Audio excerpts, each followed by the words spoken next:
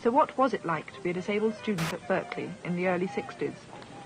Well, to start with, you'd have been living in a hospital unit, treated as a medical problem. And apart from going to your classes, that's where you would have stayed. There was no possibility for taking part in ordinary student life. And every single curb corner is like the Berlin Wall. You can't travel more than half a block in the city. A curb cut is not about a ramp. It's a revolutionary act, understanding that you belong in the city and that the city belonged to you.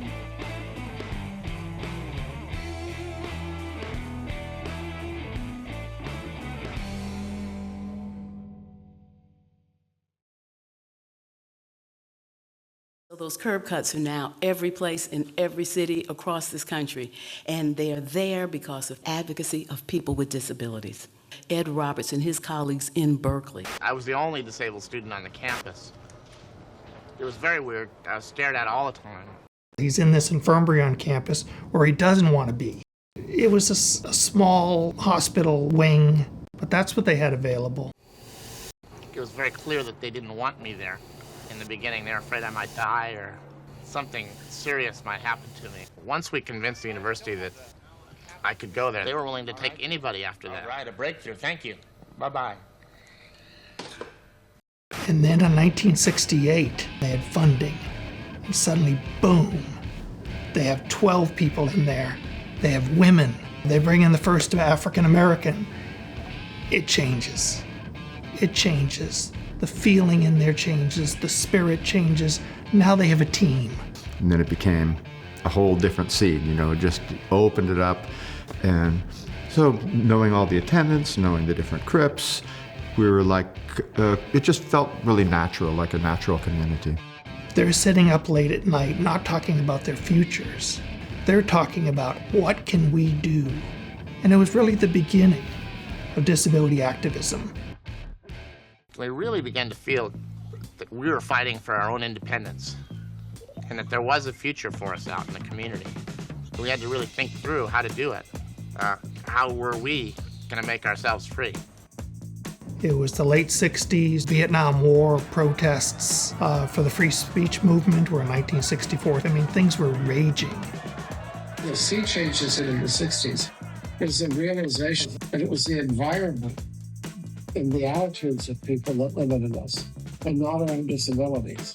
This realization that we could run our own lives was just a huge change. We have these students living at the Cal residency program up in the hospital, so they feared for their lives going out into the street. Ed Roberts and others experiencing this a massive obstacle to get on and off campus. One night, as the legend goes, they gathered a lot of friends and snuck out. They brought sledgehammers and busted up the curbs in order to actually create an inclined path. They would make their own curb cuts on campus and around town. They were trying to create accessibility right there where they lived. This approach to reinserting themselves into the built environment by eliminating the step was an act of resistance. We had to reimagine who the city was for and how the city could be used. If you were on wheels, this is why Berkeley was such a hotbed for revolutionary change. And that's fall 1969. And it started in Berkeley, in that hospital, with a bunch of people who were thrown together. They developed a fully operational program to support students with all kinds of different disabilities. And the key was that it was run by people with disabilities. In that way, it had the self-help model. Ed would say, "No, we haven't done enough, we have work to do. We have work to do, and we need to do it right now." And he's talking about revolution. He's talking about changing the world. There were very specific indications that something was happening in Berkeley that was different. And I knew I belonged. I'm Ray Lipshay, actually Raymond. I came in 1970.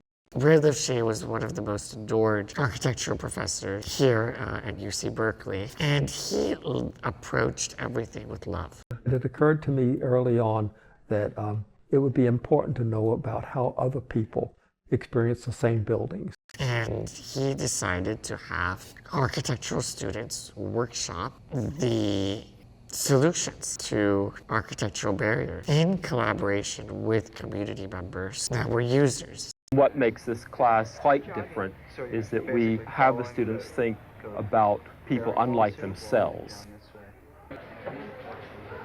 I think this is real awkward. This is your person in a wheelchair, right? Yeah. She's going to have a devil of a time getting around. Then I can widen this path up, I suppose. Good idea, Charlie. How many times have you been pushing a baby carriage and been so happy you didn't have to pick up that contraption? How many times have workers had their burden eased because those curb cuts were there? The curb cuts are an example of when you solve problems for people who are the most vulnerable, you solve them for everybody. It's not just cutting into concrete, it's about cutting away barriers, obstacles, conceptions of what a body is and how it should move. The curb cut is a social sign of resistance, a revolution of autonomy. I think Scott Sorensen was the one who asked me, he said, yeah, we've got this wheelbarrow and some cement. We want to go out tonight, probably about 2 a.m. and pour this. And so I said, I'd think about it, and I didn't want to do it. That was fun. That was fun. That was hijinks. That was sticking it to the university. So it's not only about how the curb can affect changing one block, but it's changing an entire neighborhood, changing an entire city, changing an entire country. And that's the revolution that we saw take place in Berkeley. To learn more about the history of disability rights, watch Change, Not Charity, the Americans with Disabilities Act from American Experience.